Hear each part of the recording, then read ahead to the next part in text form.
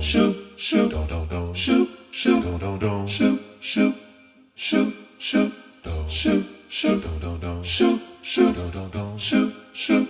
shoot, shoot, shoot. Hey guys, welcome. It's Ren City here, host of Sports and Shorts of Sorts. Coming back at it with the NFL picks.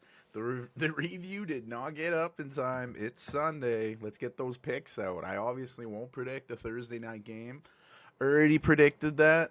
Incorrectly chose the Packers to beat the Lions. It was close. Oh, so close. But some teams you will not hear in these predictions: the Baltimore Ravens, Denver Broncos, Houston Texans, Indianapolis Colts, New England Patriots, or Washington Commanders. Those are the last of the NFL teams that have a bye week. Better late than ever. But let's jump to the games going on today. Week 14. An AFC North rematch with two teams having two very different win-loss records. However, that didn't seem to matter in the first go-around. You have the 3-9 Cleveland Browns, who were fresh off that roller coaster of a Monday Night Football game with the Denver Broncos, ones where the Browns fell short in the end. They head on the road to take on the AFC North leading Pittsburgh Steelers. The 9-3 Steelers entered their bye week following a loss to the Browns back in Week 12, but came out of that bye week and won a thrilling shootout against division rival Cincinnati Bengals. So the Steelers are looking to keep a stranglehold of the division and avoid a series sweep by the hands of the Browns, and this should be another entertaining game, as most AFC North games are.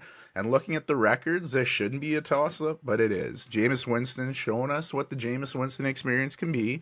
Ups and downs, and you don't know where you're going to end until you're done. In saying that, I do feel Russell, last name Wilson, he's cooking right now, and when Russ is cooking, things are going well. It's going to be a shootout, I think, with Winston. I feel Winston's getting more prone to throw some interceptions that are going to cost his team the game. And in saying that, I have the Steelers staying on their winning ways, protecting their house by beating the Cleveland Browns.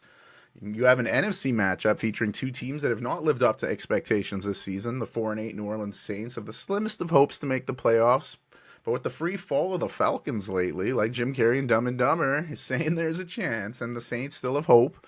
They had their two-game winning streak broken by the Rams last week and would like nothing more to get back on winning ways. The Saints travel to the Northeast to take on the New York Giants, where the Giants in their 2-10 record have already mathematically been eliminated from the postseason. They're going with Drew Lock as starting quarterback DeVito is still out, and this is a good opportunity for Lock to enter the game with a full week of preparation with the starting spot. He's not only playing for a chance to impress his own bosses, maybe an attempt to lock down the position, but he's also showing off for any teams in search of a quarterback next season. So Saints can't enter this game lightly. They have a feel-good vibe going in their locker room, and I think a little bit of mental complacency is going to hurt them playing against the Giants. You can't let off in the NFL. And the Saints overlooking the Giants' record could end up biting them in the ass. I think the pass pressure of the Giants will affect Derek Carr enough that he's going to have some negative plays that will give the Giants the advantage in this one. And optimism will shift from the Saints franchise to the Giants, even if it's going to be brief. But the Giants, I have them taking the home win over New Orleans with Drew Lock running the show. We go to the AFC East, a matchup that many expected to have playoff implications on the line at this point in the season. However, both teams have win-loss records far below expectations. You have the 3-9 New York Jets flying south, going on the road to take on the 5-7 Miami Dolphins. The Jets are still looking for just their second win under interim head coach Jeff Ulbrich. He's only managed 1 in 7 games. And remember, Robert Saleh was fired with a 2-3 record. So these Jets are rocking a 3-game losing streak. Granted, the last 2 losses were by a combined 6 points, but a loss is a loss, no matter how small. Dr. Seuss's Horton was on to something there. Plenty of uncertainty with the Jets franchise going forward, including at the quarterback position. This is not the season that the newly 41-year-old Aaron Rodgers was hoping for. And the word is that the team isn't committed to the 4-time NFL MVP next season. So this is a big game for the struggling Jets offense to show some potential for the new bosses next season. The offense is going to be hurting without star running back Breece Hall. Looks like his knee injury will keep him out of the game. So the rookie's got to step up. Fourth round pick out of Wisconsin, Braylon Allen, and fifth round pick out of South Dakota State, Isaiah Davis. These guys, it's going to be on them to get some yards here.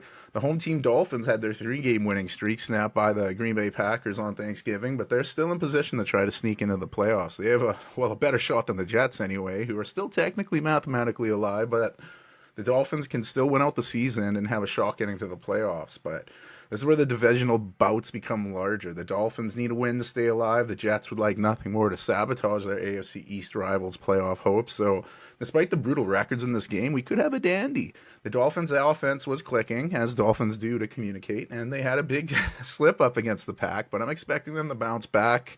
And I'm expecting the Dolphins, Tua Tagovailoa, to find Tyreek Hill for at least one touchdown in this game. And it's going to be a close one, but I see the Dolphins pulling away late to secure the win. And like I said, keep those very slim playoff dreams alive. Sticking with divisional bouts, we go to the AFC South. Two teams with very disappointing records. Seem to be a theme thus far into these picks here. You have the 2-10 Jacksonville Jaguars heading into Tennessee to take on the 3-9 Tennessee Titans. A battle for the basement of the division. The Jaguars coming into this game with backup Mac Jones running the show. The backup quarterback starting we know what happened to Trevor Lawrence last week. He took a shot as he was going to slide by Azeez Al-Shaair, which had Al-Shaair suspended 3 games. And we saw the letter put out by John Ryan. It's getting pretty personal there, John Runyon, sorry, but the 3-game suspension came down on Azeez Al-Shaair, and for the Jags, it doesn't really help them because Trevor Lawrence is out for the remainder of the season. So we go back to Mac Jones. Mac Jones? He gets more opportunities to show everyone he's capable of being a starter quarterback in this league. That was where it cut out for him against the tough Titans defense, though, and the running game will be needed to get some extra help for Mac Jones. But if he can get the ball in the rookie first-round pick, Brian Thomas Jr., the good things seem to happen. The former LSU standout, when he gets the ball, it's such a game changer for the Jaguars offense. And despite the atrocious record, when you look at the Jaguars here, they've been in a lot of these games. They are 1-7 in one-score games. That's atrocious. If you flip that around, they're going to the playoffs. So it's a thin margin in the NFL here, but they'll have to find some winning plays against their rival to end this current 5-game losing streak. The Titans followed up their big divisional win over AFC South leaders Houston with an absolute stinker against the Washington Commanders. Sure, they battled back, but you can't give up 28 points to start the game and expect to have any chance of winning. Titans quarterback Will Levis, he might look for former Jaguar Calvin Ridley a lot in this one, trying to stick it to his old team, but we know when Levis tries to force some passes into his wide receivers, he might give it away, and I see that happening. I see the Jaguars taking advantage of the Titans' turnovers and using some of the running game to try to help Mac Jones out here, and I see Jacksonville picking up only their 3rd win of the season, beating the Titans, square things up in the basement of the AFC South. Go back to the NFC here, an NFC matchup featuring a bit of a reunion. The 6-6 Atlanta Falcons and starting quarterback Kirk Cousins makes his return to Minnesota to take on the 10-2 Minnesota Vikings. Kirk Cousins, he had some success in Minnesota, at least statistically. However, he didn't get it done in the playoffs, and that ruptured Achilles injury he suffered last season was the last we saw of Kirk Cousins in that Viking purple. He left in free agency, and things were looking good for Kirk O'Bangs in Atlanta. However, the Falcons have lost 3 in a row. Most recent loss to the Chargers was one of Kirk Cousins' worst in an Atlanta uniform. Cousins threw for 245 yards, no touchdowns, 4 interceptions, putting him at 13 on the season, which is the NFL lead. Some crushing picks in that loss, too, including a brutal one in the red zone where he lofted his pass in the triple coverage. It almost looked like Cousins was just trying to do too much, which, you know, they don't really need to do. They have a good running game, though, but they always seem to go away from it. Just run the ball. Let Cousins use that run to get that play action going, and you should be okay. I have a feeling he may try to press himself a bit, going back to a place where, for the most part, he's adored by the fans. And I think that reunion combined with the pressures of potentially losing the division should have Cousins playing a little more antsy, and that could play into what the Vikings want. They're familiar with his game. They're coming in winners of their last 5, and I mean, some of those Vikings wins could have went either way, but the Vikings made enough winning plays to secure those wins, unlike the Jaguars I mentioned earlier. They play well in those games, and something tells me this is going to be a close one. And despite Kirk Cousins playing down the importance of this game, he's going to be fired up. And it'll be the rest of the Falcons that come to the aid of their quarterback. I think the Falcons entirely will rally around Kirk Cousins to do enough to steal a win in Minnesota, ending the Falcons' losing streak while also ending the Vikings' winning streak along the way. A must-win game for the Falcons, and I see them taking care of business. Kirk Cousins outdueling his replacement, Sam Darnold, but the Falcons will try to keep their distance from the chasing Buccaneers, and the Vikings, they'll fall further behind the Lions, much like my Packers did in their loss. Got another big NFC matchup featuring a team inching closer to a playoff spot while the other is trying to find their footing again in the league. You have the 3-9 Carolina Panthers going on the road to face off with the NFC East leading Philadelphia Eagles and their 10-2 record. Despite the Panthers' win-loss record, they've been playing some pretty damn good football lately. I mean, the last 4 games have been decided by a combined 10 points, with 2 of them going to overtime. And the Panthers are 2-2 in those games. Bryce Young has found his confidence again, which is awesome. He's looking worthy of that number 1 overall draft selection last season. He's clicking with his wide receivers right now, especially Adam Thielen. Really, this team started to take off after trading disgruntled wide receiver Deontay Johnson, a player who was just suspended by his new team Baltimore for conduct detrimental to the team. So, little addition by subtraction for Carolina here. Sherwood Park, Alberta's Chuba Hubbard, he's played really well, earning that big contract, but he's very aware that his late fumble against the Buccaneers led to Carolina losing the last game. So look for a bounce back from him. The Eagles, they won 8 games in a row. And if it weren't for all of the eyes being on the juggernaut Detroit Lions in the NFC, we'd be talking about the Eagles more. And since yours truly criticized Nick Sirianni going into that bye week, the Eagles have done nothing but win, and they've looked pretty good doing it. Saquon Barkley, he's playing like he wants to bring the MVP trophy back to the running backs. I see the Panthers putting up a good fight, but the talent of the Eagles will just be too much to overcome. The Panthers will look good, even though they'll lose their 3rd straight game, and the Eagles, they'll win their 9th consecutive game to inch closer to that playoff spot. The great play of the Commanders has the Eagles still not clinching the NFC East yet, but they're getting closer, and this win's going to get them even closer. Another interconference matchup, we have mascots that like to fight and pillage. You have the 2-10 Las Vegas Raiders flying across the country to face off with the 6-6 Tampa Bay Buccaneers.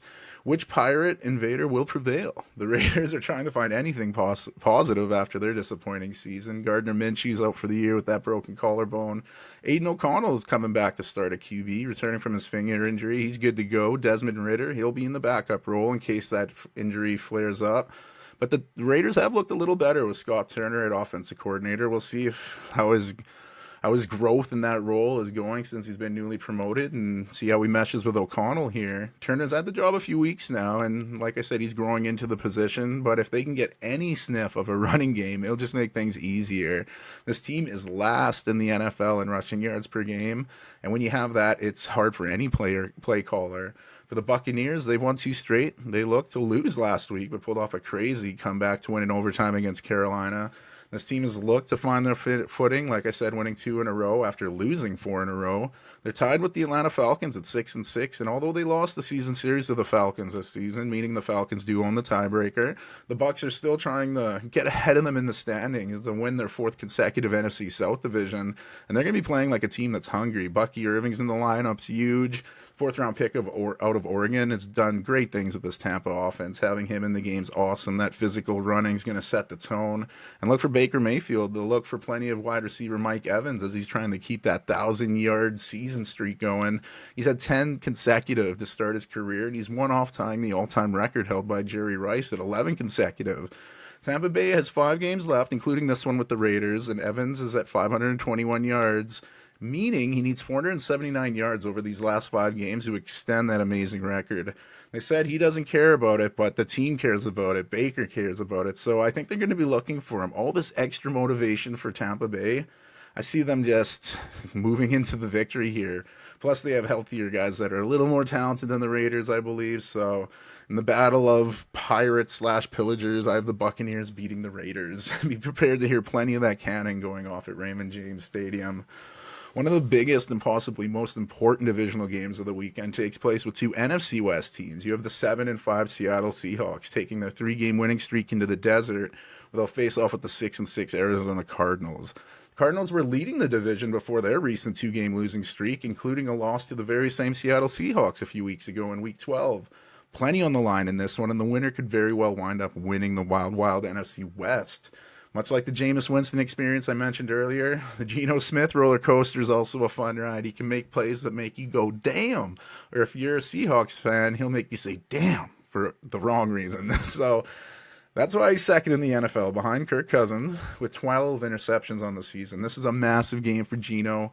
Lots of playoff ramifications on the line. Owning a tiebreaker over the Cardinals would be massive in this tight division. Seahawks have some injuries, though, and to some key guys. Star wideout DK Metcalf, he's been rocking a shoulder injury, didn't play in practice. We'll see if he's good to go.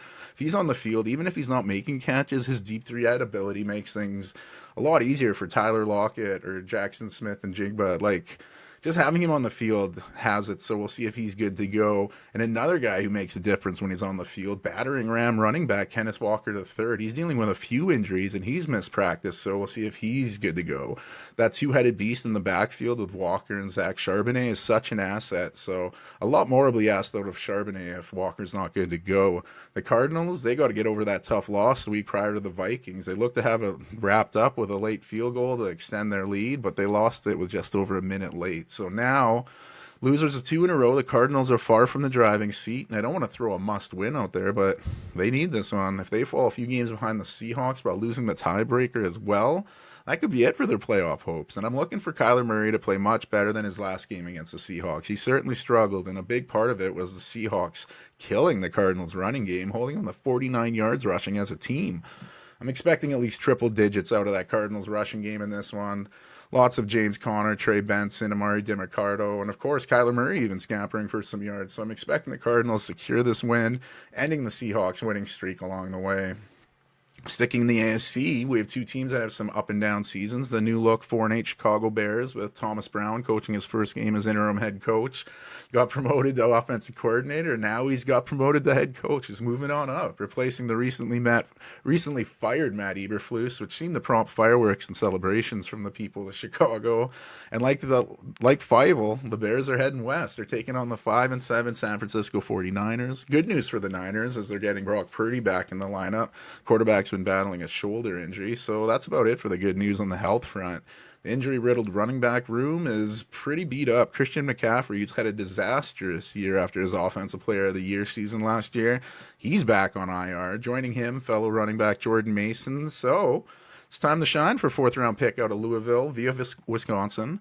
Isaac Guerrero, he's looked pretty good in small sample sizes, and he'll be expected to do a lot against the Bears defense, who likes to gobble up running backs. So a lot of eyes will be on the 49ers offense, and many will wonder if playing a team like Chicago is a good way to get that offense rolling again. But I think the 49ers defense is going to rattle Caleb Williams enough for the number 1 overall pick is going to feel some pressure playing back on the West Coast again after his time at USC, and he's going to have some costly turnovers that may be too much to overcome in this one.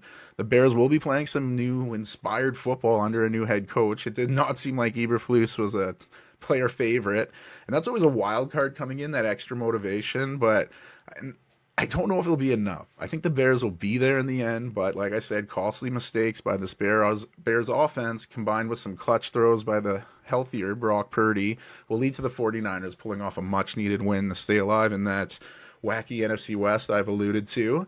And we have an interconference matchup featuring the 10-2 Buffalo Bills and the 6-6 Los Angeles Rams out of that NFC West. The Bills, they're riding high after winning that snowy game at home against the 49ers. They're 7th in a row. They're looking like a serious Super Bowl threat, and the difference has been the decision-making of Josh Allen in the crunch. He seems like a whole new quarterback without the pressures of having to force the ball to a wide receiver like Stephon Diggs. They face off with a Rams team who avenged a tough loss to the Eagles by going into the Bayou and stealing a win over the Saints.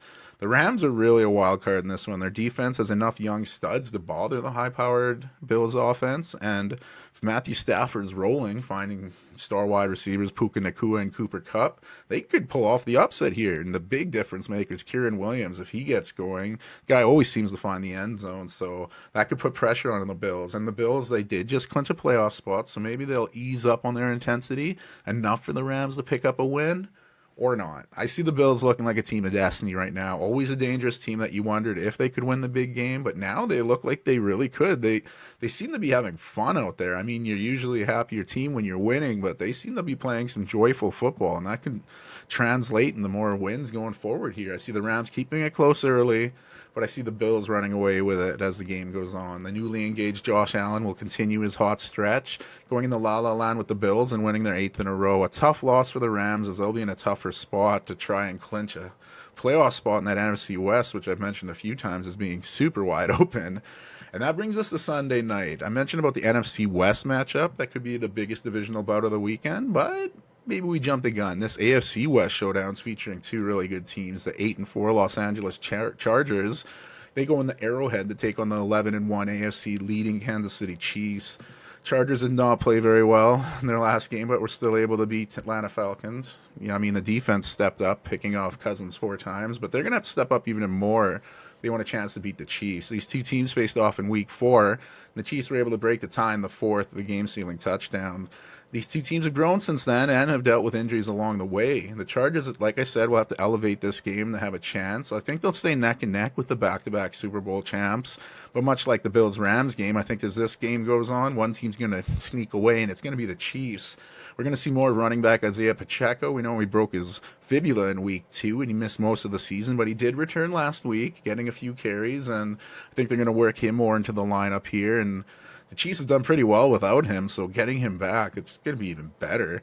The Chiefs, they haven't looked their best all season, but they finished the game with more points than the other team, and that's literally what the game's about. So, like I said, the Chargers, they're going to feel confident coming in here, and after a while, they're going to lose that confidence because just as we've seen many times in the Andy Reid, Patrick Mahomes era, they'll make you feel you're in the game before they snatch your soul at the end.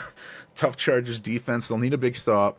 Mahomes is going to scramble before spotting someone last second, picking up the game-sealing first down. Or say if the Chargers have the ball, they're going to need a big 4th down, and someone like Chris Jones, someone's going to make a huge play to seal it for the Chiefs. They have game-sealing players on each side of the ball, and I see them beating the Chargers here, winning their 3rd in a row to sweep the season series with the Chargers. That brings us to Monday Night Football, where Week 14 usually wraps up. And we have a game that probably looked better when the schedule was created many months ago.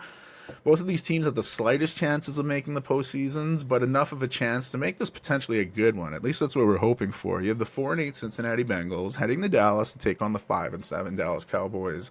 Bengals, losers of their last 3, all tough losses. They were in each of those games and just fell short of securing the win. It's crazy how great Joe Burrow and Jamar Chase are playing, yet they can't turn that productivity into wins. Cowboys seem to have turned the page on what looked like a lost season. They have a new lease on life. Cooper Rush running the show. They're fired up, giving delusional fans hope again. Hell, some think they can turn this around and do damage in the playoffs. That's a little steep, but you gotta love the glass half full mentality. Some people on this game flexed out for something different, but the Monday Night Football crew invested a lot of time and money integrating a Simpsons viewing experience. I'm as big a Simpsons fan as they come, but I'm questioning the combination a bit. I'm going to look into it, but I'm wondering how the great play of Burrow and Chase will translate onto the Simpsons screen. And we got to know how their great play can translate into a win. That duo will need help. T. Higgins should get more involved in the offense, and defensively, I see someone actually helping the NFL sack leader, Trey Hendrickson, out.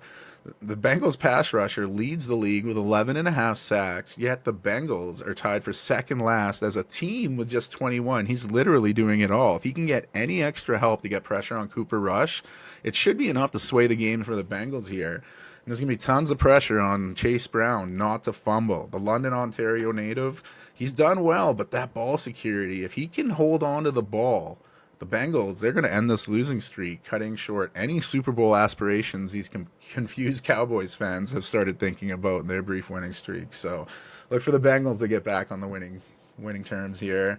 And there you have it. Week 14, just done in time. Hopefully I come close on my picks and we get some good football. College football yesterday set the bar pretty high with some of their championship games. So NFL, you gotta match that shit. So thanks for tuning in. Enjoy the games. Week 14 should be a dandy. Like I said, playoff. We're getting near to the playoffs, so this it's go time. But thanks for tuning in again. Enjoy the games. Red City out.